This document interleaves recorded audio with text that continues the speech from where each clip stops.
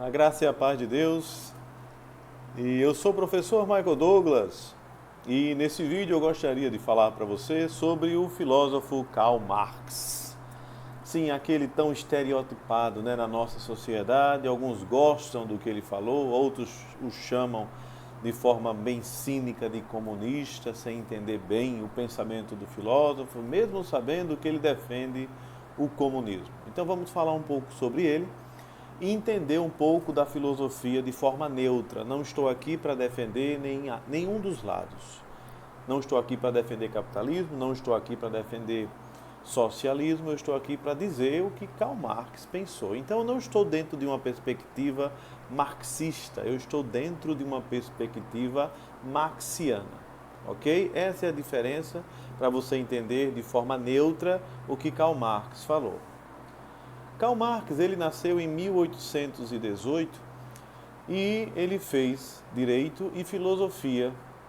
Na Universidade de Berlim, ele conhece os filósofos, os socialistas utópicos, e vai conhecer também aqueles que são tidos como hegelianos de esquerda, começando a se deparar com essa ideia de uma possível mudança na vida social, na vida humana. Com essas ideias, então, ele vai criar o Partido Comunista, e o manifesto do Partido Comunista, então, se abre e faz aquela convocação que todos conhecem para que todos os proletariados do mundo inteiro se reúnam para ativarem aquela grande revolução tão sonhada por Karl Marx. Para entender isso aqui, nós temos que entender como é que ele pensa essa revolução dentro da história. E para eu explicar isso, como ela é possível dentro da história, nós temos que nos remeter a dois filósofos, que eu posso até dizer agora que são contrários. Você vai ter aqui de um lado o George Hegel e você vai ter do outro lado o Ludwig Feuerbach. O Hegel desenvolveu o que nós podemos chamar de um monismo dialético.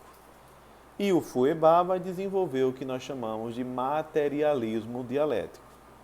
Em Hegel, é o espírito que gera a nossa história. É a ideia que gera a nossa realidade. Em Feuerbach, a realidade, ela forma todas as nossas concepções ideais, todo o nosso modo de pensar, inclusive aquilo que nós acreditamos estar na origem de tudo. Então é uma troca, é uma oposição. No monismo hegeliano, é a ideia, é o abstrato que fundamenta o real. No Feuerbach, é o real que nos dá a capacidade de criar no decorrer da história o imaginário e tudo aquilo que nos possibilita além da realidade. Então você tem de um lado o monismo, do outro lado o materialismo, mas nós conhecemos a teoria de Karl Marx, que se chama materialismo histórico dialético. E como é que Karl Marx pensa? De que lado ele fica? Do lado hegeliano ou do lado de Feuerbach? Karl Marx acredita, como Feuerbach, que é a realidade que forma a nossa mentalidade, o nosso ser, o nosso modo de pensar. Mas em contrapartida, Karl Marx acredita aqui no protagonismo humano. É o homem, este ser social, nunca individual, é o ser social que faz com que a história seja o que ela é. Então, tentando traduzir isso numa linha só para você, se em Feuerbach é o real que faz com que as ideias sejam produzidas, para Marx, o real produz tudo que é ideia na vida humana, mas é a própria realidade humana que forma a história, a realidade. Então nós temos aqui essa dialética hegeliana, essa dialética de Feuerbach e essa dialética de Marx, que vão entrar aqui em diferenças peculiares, mas a de Marx, ele acredita, uma vez que é o ser humano, ser social, protagonista, que faz a história ser o que é, ele é o responsável pelas diferenças sociais, é ele quem criou esse abismo enorme entre pobres e ricos, então ele pode transformar a história. E é a partir deste momento que Karl Marx vai desenvolver o que nós chamamos da ideia da revolução do proletariado. Porque Karl Marx acredita que como a história está caminhando, e o capitalismo é esse sistema econômico vigente, é possível que o ser humano vá mudando a sua forma de fazer história, mudando as forças de produção, porque o primeiro ponto para Marx é: como é que eu posso refletir essa história? Karl Marx vai dizer que a história humana é formada pelo sistema econômico. São as vias econômicas que vão determinar o tipo de pessoas que nós somos. É o sistema econômico daquele lugar que vai determinar as classes ali existentes. Então, para Karl Marx, nós temos que fazer uma igualdade. Essa revolução serve porque nesta realidade chamada de capitalismo, tem sempre algo acontecendo que é a exploração do trabalhador. E é isso que incomoda no socialismo, essa exploração do trabalhador. Karl Marx, então, dizendo que é possível mudar a história, lança-se das suas teorias para justificar essa realidade. Vamos agora pensar essas teorias. Vamos começar com a estrutura e a superestrutura. A estrutura são todos os modos de produção. É fruto da criatividade, do trabalho, da vida humana cotidiana. E a superestrutura são as instituições que regulamentam o modo dessas produções acontecerem. Na superestrutura você tem a religião, você tem a política, você tem a polícia, você tem a cultura. E dentro dos modos de produção você tem todos os modelos científicos, os avanços científicos, a tecnologia, a criatividade humana que se transforma em trabalho. Então, dentro de uma lógica formal, a superestrutura que regulamenta a estrutura determina todo o modelo de produção que nós podemos ter. E Karl Marx vai dizer que esta estrutura, ou também infraestrutura, é ela quem determina os modelos da superestrutura. Porque se essa estrutura mudar, é possível mudar a própria superestrutura, e mudando a superestrutura, nós mudamos a nossa história. Está aqui uma das motivações para Karl Marx desenvolver a defesa da revolução para alcançarmos o socialismo. Outra teoria interessante de Karl Marx são as fases da sociedade. Desde quando a sociedade se apresenta a partir dessa desigualdade entre os homens? Karl Marx vai dizer que a primeira fase da sociedade, essa desigualdade não existia, porque não existia propriedade privada. Não existindo propriedade privada, não existia classe. Tudo era de todos e as pessoas dividiam seus bens. Então, quando é que começa essa desigualdade entre os homens? Na segunda fase, que ele denominou fase escravista.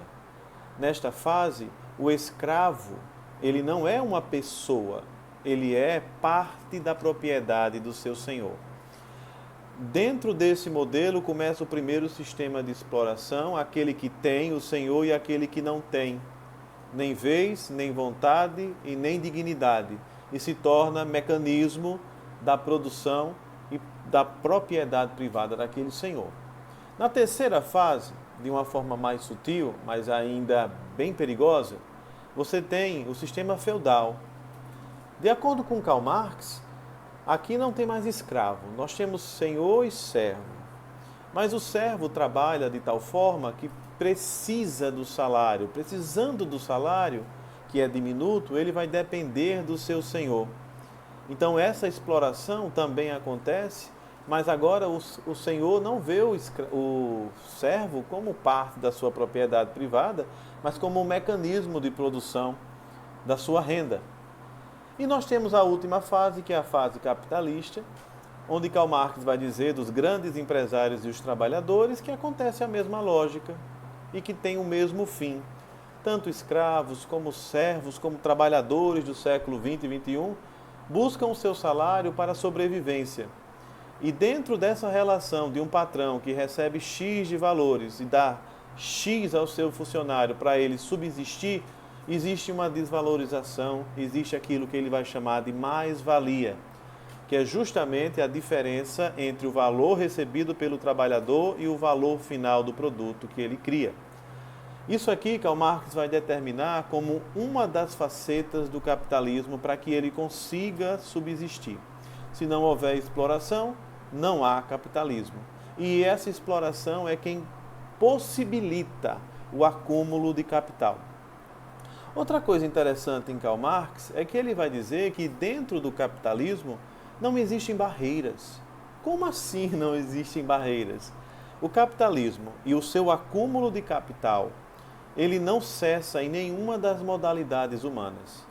A moralidade, a religião, a política, ao invés de elas proibirem essa ideia, de acúmulo do capital, nós podemos perceber que elas ratificam, porque o capitalismo tem essa força de inserir-se em todas as esferas humanas e em momento nenhum perder este avanço do capital que está sendo acumulado. Outra coisa interessante em Karl Marx, que eu acho muito pertinente, é o conceito dele de alienação. Alienação nada mais é do que uma coisificação. É quando um trabalhador não pode ser considerado diferente dos mecanismos que ele utiliza para produzir aquele que será o produto final. Em outras palavras, o trabalhador não tem consciência do que está produzindo, o trabalhador não tem consciência do total da empresa e fica alienado ao seu trabalho na expectativa de receber aquele salário, e ele se torna mais um mecanismo da empresa para o proprietário ganhar o salário que ele almeja todo mês. E ele, em contrapartida, ganhar aquele seu salário suado. Vai dizer Karl Marx, então, isso precisa acabar. Karl Marx, ele é um membro do socialismo científico. E nós sabemos que dentro do socialismo científico há uma crítica ferrenha ao socialismo utópico. Não podemos pensar que os ricos darão de mão beijada sua riqueza. Não há um avanço histórico que comprometa isso.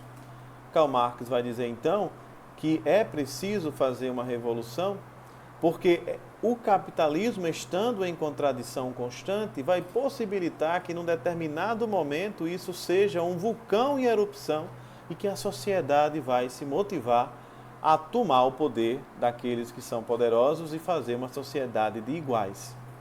Nós temos aqui, então, nessa revolução do proletariado, a esperança de uma sociedade de iguais, de uma sociedade onde tudo é de todos, lá como naquela fase primitiva da filosofia de Marx. Mas como isso é possível?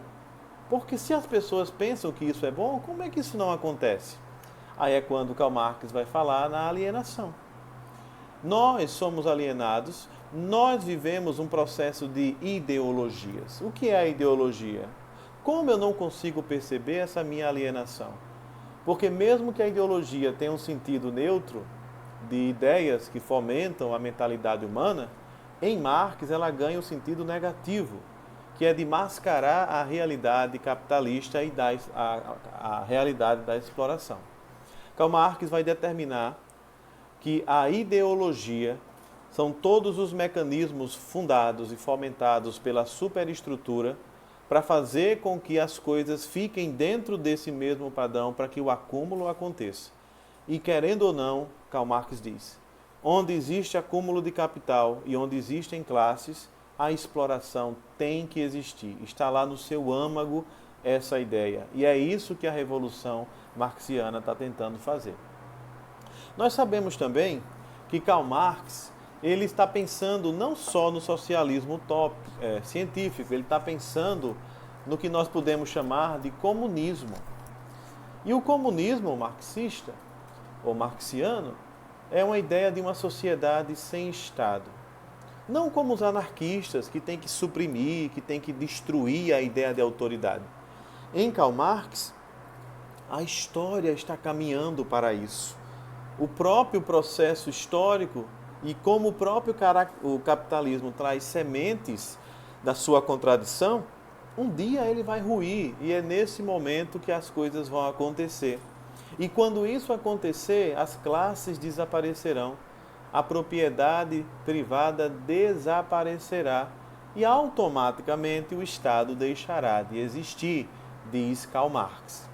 E para terminar, meus queridos, nós devemos pensar um pouco sobre possíveis críticas a essa ideia de Marx.